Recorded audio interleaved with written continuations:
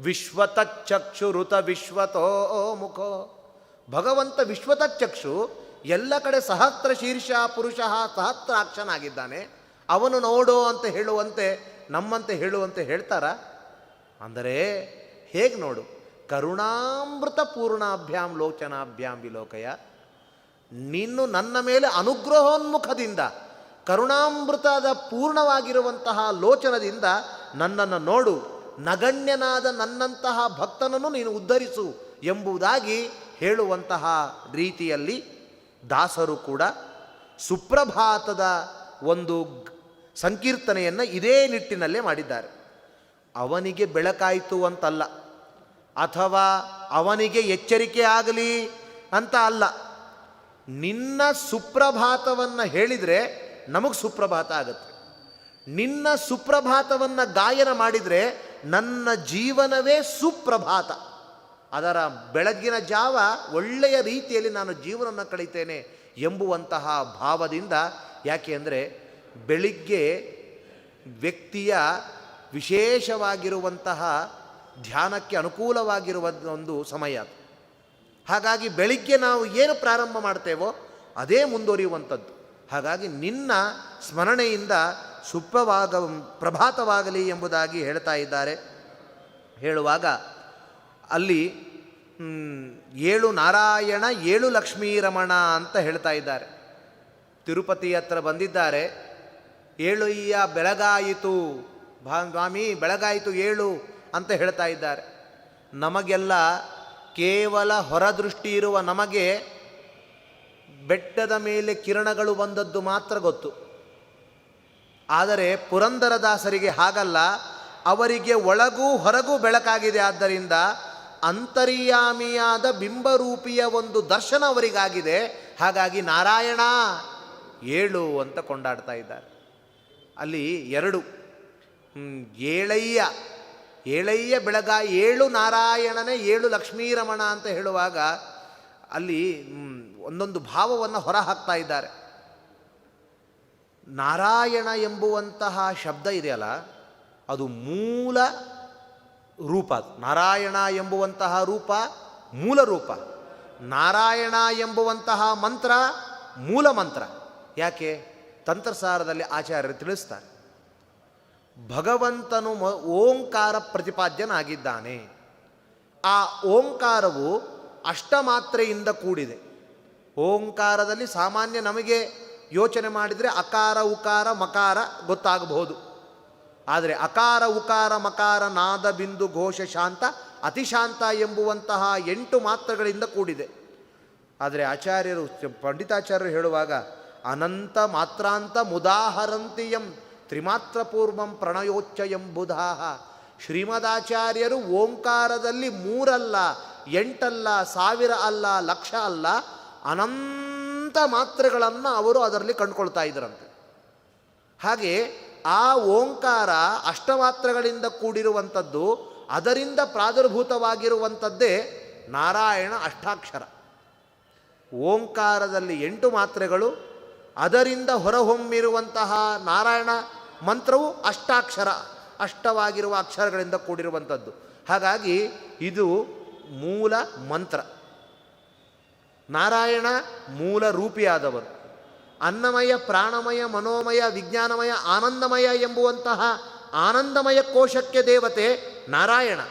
ಹಾಗಾದರೆ ನಮ್ಮ ಪುರಂದರದಾಸರು ಆನಂದಮಯಾಗಿರುವಂತಹ ನಾರಾಯಣನೇ 7 ಅಂತ ಕೊಂಡಾಡ್ತಾ ಇದ್ದಾರೆ. ಮತ್ತು ನಾರಾಯಣ ಅಂದರೆ ವಿಶ್ವದ ಸೃಷ್ಟಿಯ ಕಾಲದಲ್ಲಿ ಎಲ್ಲೆಡೆ ನೀರು. ಆ ನೀರಿನ ಮೇಲೆ ಭಗವಂತನು ಪೌಡಿಸ್ತಾ ಇರ್ತಾನಂತೆ. ಹಾಗಾಗಿ ನಾರ ಅಂದರೆ ನೀರು. ಅಂತಹ ನೀರನ್ನು ಆಶ್ರಯಿಸಿಕೊಂಡು ಮಲಗಿದ್ದಾನೆ ಭಗವಂತ. ಎಷ್ಟು ಸಮಯೋಚಿತವಾಗಿರುವಂತಹ ಒಂದು ಮಾತನ್ನು ಹೇಳ್ತಾ ಇದ್ದಾರೆ. ಅಂತಹ ಪ್ರಳಯ ಕಾಲದಲ್ಲಿ ನೀರನ್ನು ಆಶ್ರಯಿಸಿಕೊಂಡು ಮಲಗಿರುವಂಥ ಭಗವಂತ ನೀನು. ಹಾಗಾಗಿ ನೀನು ನಾರಾಯಣ. ಇನ್ನೊಂದು ಹೇಳಿದರು, 7 ನಾರಾಯಣ 7 ಲಕ್ಷ್ಮೀರಮಣ ಅಂದರು. ಆಚಾರ್ಯರು ತಾತ್ಪರ್ಯ ಒಂದು ತಿಳಿಸ್ತಾರೆ. ನಾರಾಯಣಾಖ್ಯ ಪರಮಃ ಶೇತೆ ಲಕ್ಷ್ಮ್ಯಾನ್ವಿತೋ ಲಯೇ. ಭಗವಂತನು ನೀರಿನ ಮೇಲೆ ಮಲಗಿ ತಾನು ನಾರಾಯಣ ಅಂತ ಶಬ್ದದಿಂದ ಕರ್ಕೊಳ್ಪಡ್ತಾ ಇದ್ದಾನೆ. ಆದರೆ ಲಕ್ಷ್ಮಿ ಇಲ್ವಾ ಅಂದರೆ ಲಕ್ಷ್ಮ್ಯಾನ್ವಿತ, ಎಷ್ಟು ಲಕ್ಷ್ಮಿಯರು ಬೇಕು ಅಂತಾರೆ. ಶ್ರೀಯಾಗಿ, ನೀರಾಗಿ, ಭೂವಾಗಿ, ಎಲೆಯಾಗಿ, ದುರ್ಗೆಯಾಗಿ, ಕತ್ತಲಾಗಿ ಎಲ್ಲರಿಂದ ಲಕ್ಷ್ಮೀ ರೂಪಗಳಿಂದ ಕೂಡಿಕೊಂಡಿದ್ದಾನೆ.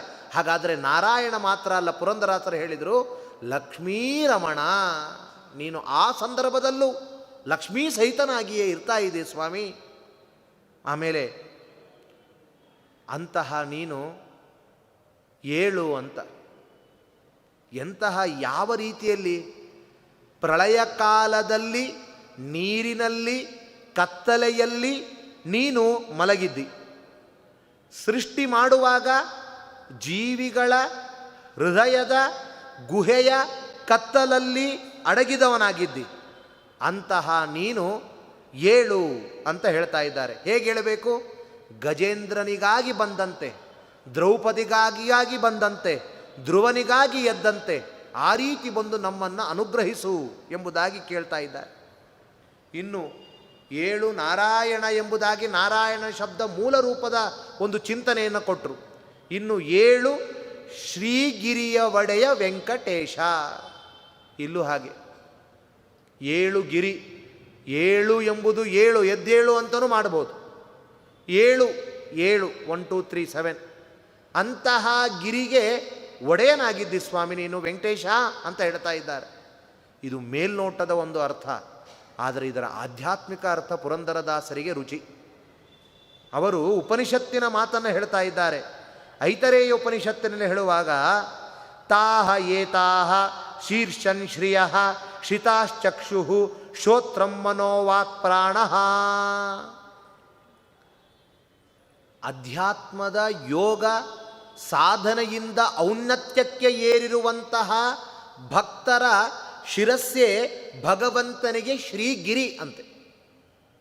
ಅಧ್ಯಾತ್ಮ ಯೋಗ ಸಾಧನೆಯಿಂದ ಅನವರತ ಭಗವಂತನ ಕರ್ಮಾನುಷ್ಠಾನವನ್ನು ಮಾಡಿಕೊಂಡಿರುವ ಭಕ್ತರೇನಿದ್ದಾರೆ ಅವರ ಒಂದು ಶಿರಸ್ಸು, ಅವರ ಒಂದು ಹೃದಯವೇ ಭಗವಂತನಿಗೆ ಒಂದು ಶ್ರೀಗಿರಿ, ಅದೊಂದು ಪೀಠ ಇದ್ದಾಗೆ. ಅಲ್ಲ, ಯಾಕೆ ಶಿರಸ್ಸು ಶ್ರೀಗಿರಿ? ಅಲ್ಲಿಯಾದರೆ ಲಕ್ಷ್ಮೀ ರಮಣನ ಗಿರಿ, ಹಾಗಾಗಿ ಶ್ರೀಗಿರಿ ಆ ವೆಂಕಪ್ಪನ ಮಂದಿರ ತಿರುಮಲ ಆಗತ್ತೆ. ಈ ನಮ್ಮ ಶಿರಸ್ಸು ಶ್ರೀಗಿರಿ ಯಾಕೆ ಅಂದರೆ ಉಪನಿಷತ್ತು ಹೇಳ್ತದೆ 5 ಇಂದ್ರಿಯಗಳನ್ನು ಶ್ರೀ ಎಂಬ ಶಬ್ದದಿಂದ ಕರೆದಿದೆ. ಭಗವಂತನು ನಮಗೆ ನೀಡಿದ 5 ಸಂಪತ್ತುಗಳಂತೆ. ಶ್ರೀ ಅಂದರೆ ಪಂಚ ಜ್ಞಾನೇಂದ್ರಿಯಗಳು. ಯಾವುದದು? ಭಗವಂತನನ್ನೇ ಕಾಣುವಂತಹ ಕಣ್ಣು ಒಂದು ಸಂಪತ್ತು, ಭಗವಂತನ ಗಂಧವನ್ನೇ ಮೂಸು ನೋಡುವಂತಹ ಒಂದು ಮೂಗು ಅದೊಂದು ಸಂಪತ್ತು, ಭಗವಂತನ ಕಥೆಯನ್ನೇ ಕೇಳುತ್ತೇನೆ ಎಂಬುದಾಗಿ ಸಂಕಲ್ಪ ಮಾಡಿ ಕೇಳುವ ಕಿವಿ ಅದೊಂದು ಸಂಪತ್ತು. ಆಡಿದರೆ ಎನ್ನೊಡೆಯನ ಪಾಡುವೆ ಅಂತ ಹೇಳಿದಂತೆ ಮಾತನಾಡಿದರೆ ಭಗವಂತನ ಸ್ತೋತ್ರವನ್ನೇ ಹೇಳ್ತೇನೆ ಎಂಬುವಂತಹ ವಾಗಿಂದ್ರೇ ಒಂದು ಸಂಪತ್ತು. ಹೀಗೆ ಕಣ್ಣು, ಕಿವಿ, ಮೂಗು, ಬಾಯಿ ಧ್ಯಾನ ಮಾಡಿದರೆ ಭಗವಂತನನ್ನೇ ಧ್ಯಾನ ಮಾಡ್ತೇನೆ ಎಂಬ ಹೇಳುವಂತಹ ಒಂದು ಸಂಪತ್ತು. ಹಾಗಾದರೆ ಈ ಎಲ್ಲ ಸಂಪತ್ತುಗಳು ಕೂಡ ಏನಿದು ಶ್ರೀ, ಇದು ಇರುವಂಥದ್ದು ನಮ್ಮ ಈ ತಲೆಯ ಭಾಗದಲ್ಲಿ. ಹಾಗಾದರೆ ಶಿರಸ್ಸೇನಾಯಿತು? ಶ್ರೀ ಸಂಪತ್ತು ಶ್ರೀ ಎಂಬುದಾಗಿ ವಾಚ್ಯವಾದ ಕಣ್ಣು, ಕಿವಿ, ಮೂಗು, ಬಾಯಿ ಎಂಬುವ ಸಂಪತ್ತುಗಳಿಗೆ ಆಶ್ರಯವಾಗಿರುವಂಥದ್ದು ಈ ತಲೆ, ಈ ನಮ್ಮ ರುಂಡ. ಹಾಗಾಗಿ ಇದು ಏನಾಯ್ತಂದರೆ ಶ್ರೀಗಿರಿ. ಇಲ್ಲಿ ಗಿರಿ ಯಾಕೆ ಅಂದರೆ ಇಲ್ಲಿ ಸಹಸ್ರಾರ ಎಂಬುವಂತಹ ಚಕ್ರದಲ್ಲಿ ಭಗವಂತ ನೀನು ಪವಡಿಸು, ನಾರಾಯಣನಾಗಿ ಅಲ್ಲಿ ಪವಡಿಸು ಎಂಬುದಾಗಿ ಸ್ತೋತ್ರ ಮಾಡ್ತಾ ಇದ್ದಾರೆ. ಹಾಗಾಗಿ ಒಬ್ಬ ಜ್ಞಾನಿಗಳು ಹೇಳ್ತಾರೆ, ನಮ್ಮ ಈ ತಲೆ ಉತ್ತಮಾಂಗ ಅಂತ ಕರಿತಾ ಇದ್ದಾರೆ ಲೋಕದಲ್ಲಿ. ಈ ತಲೆ ಉತ್ತಮಾಂಗ ಯಾವಾಗ ಆಗ್ತದೆ ಗೊತ್ತಾ? ಉತ್ತಮನಾದ ಭಗವಂತನ ಸಂಬಂಧಪಟ್ಟದ್ದನ್ನು ತುಂಬಿಸಿಕೊಂಡ್ರೆ ಅದು ಉತ್ತಮಾಂಗ ಅಂತ. ನಮಗೆ ನಮ್ಮ ಮಾನವನ ದೇಹದಲ್ಲಿರುವ ತಲೆಗೆ ಮಾತ್ರ ಉತ್ತಮಾಂಗ ಅಂತಾರೆ. ಬೇರೆ ಬೇರೆ ಪ್ರಾಣಿ ಪಕ್ಷಿಗಳ ಒಂದು ತಲೆಗೆ ಉತ್ತಮಾಂಗ ಅನ್ನೋಲ್ಲ. ಯಾಕೆಂದರೆ ಕೆಲವು ತಲೆಗಳು ಕೆಳಗಿದೆ. ಮರಗಳದ್ದು ನೋಡಿದರೆ ಅದರ ತಲೆಯಲ್ಲಿ ಕೆಳಗಿದೆ. ಕೆಲವು ಪ್ರಾಣಿಗಳ ತಲೆ ಅಡ್ಡ ಇದೆ, ಕೆಲವು ಪ್ರಾಣಿಗಳ ತಲೆ ಮಧ್ಯ ಇದೆ. ಹೀಗೆ ಉತ್ತಮವಾಗಿರುವ ತಲೆ ಯಾವುದು ಅಂದರೆ ಮಾನವನು ಮಾತ್ರ. ಅದಕ್ಕೋಸ್ಕರ ಹುಟ್ಟುವಾಗ ಮೊದಲು ಬರುವಂಥದ್ದು ನಮಗೆ ತಲೆಯೇ ಮೊದಲು ಬರ್ತದೆ ಅಂದ ಮೇಲೆ ತಲೆ ಬೀರುವ ಕೆಲಸ ಮಾಡಿದರೆ ಮಾತ್ರ ನಮಗೆ ಉತ್ತಮ ಅಂಗ ಇದ್ದರೆ. ಈ ಒಂದು ರುಂಡವನ್ನು ನಾವು ಯೋಚನೆ ಮಾಡಿದರೆ ಖಾಲಿಯಾದ ಚಂಬು ಬೋರ್ಲ್ ಹಾಕಿದಂತೆ ಕಾಣ್ತದೆ. ಯೋಚನೆ ಮಾಡಿರಿ, ಹಿಂದಿನ ಕಾಲದ ಒಂದು ತಾಮ್ರದ ತಂಬಿಗೆ, ಗಟ್ಟಿಯಾದ ತಂಬಿಗೆ, ನುಣುಪಾಗಿರ್ತದೆ, ಅದು ಬೋರ್ಲ್ ಹಾಕಿದರೆ ಹೇಗೆ ಕಾಣುತ್ತೋ ಹಾಗಿದೆ. ಹಾಗಾದರೆ ಇಂತಹ ಬೆಲೆ ಇಲ್ಲದ ಖಾಲಿ ಚಂಬು ಕೂಡ ಒಂದು ಬೆಲೆಯನ್ನು ಯಾವಾಗ ಪಡಿಬೋದು? ಅಲ್ಲಿ ಎಲ್ಲೋ ಬೋರ್ಲ್ ಹಾಕಿದ ಖಾಲಿ ಚಂಬನ್ನು ತೆಗೆದು ಸರಿ ಮಾಡಿ ಅದರಲ್ಲಿ ಸುವರ್ಣ ನಾಣ್ಯಗಳನ್ನು ಹಾಕಿಡ್ರಿ ನೋಡೋಣ. ಇದ್ದರೆ ಕೇಳ್ರಿ, ಅದನ್ನು ಪ್ಲಾಸ್ಟಿಕ್ ಚಂಬಲ್ಲಿ ಇಟ್ಟರು ತೊಗೊಂಡೋಗ್ಬಿಡ್ತಾರೆ. ಹಾಗಾದರೆ ಬೆಲೆಯೇ ಇಲ್ಲದೆ ಇರುವ ಅಂತಹ ಒಂದು ತಂಬಿಗೆಯಲ್ಲಿ ಸುವರ್ಣ ನಾಣ್ಯ ಹಾಕಿದರೆ ಅದಕ್ಕೆ ಬೆಲೆ ಬರ್ತದೆ. ಅಂದರೆ ಇಂತಹ ಒಂದು ಅಂಗ ಉತ್ತಮ ಆಗಬೇಕು ಅಂದರೆ ಅಲ್ಲಿ ಸುವರ್ಣ ಹಾಕಿದರೆ ಬೆಲೆ. ಈ ಸುಷ್ಟು ವರ್ಣ ಶ್ರೀಮದ್ ಆಚಾರ್ಯರ, ಟೀಕಾಚಾರ್ಯರ, ವ್ಯಾಸರಾಜರ, ರಾಘವೇಂದ್ರರ, ಪುರಂದರದಾಸರೇ ಮೊದಲಾಗಿರುವಂಥವರ ವರ್ಣಮಾಲೆಯನ್ನು ನಾವು ತಲೆಯಲ್ಲಿ ತುಂಬಿಕೊಂಡೆವು ಇಂತಹ ಸಂದರ್ಭದಲ್ಲಿ ಅಂತಾದರೆ ಅದು ನಿಜವಾದ ಉತ್ತಮಾಂಗ ಎಂಬುದಾಗಿ ಪ್ರಶಸ್ತವಾಗಲಿಕ್ಕೆ ಸಾಧ್ಯತೆ ಇದೆ.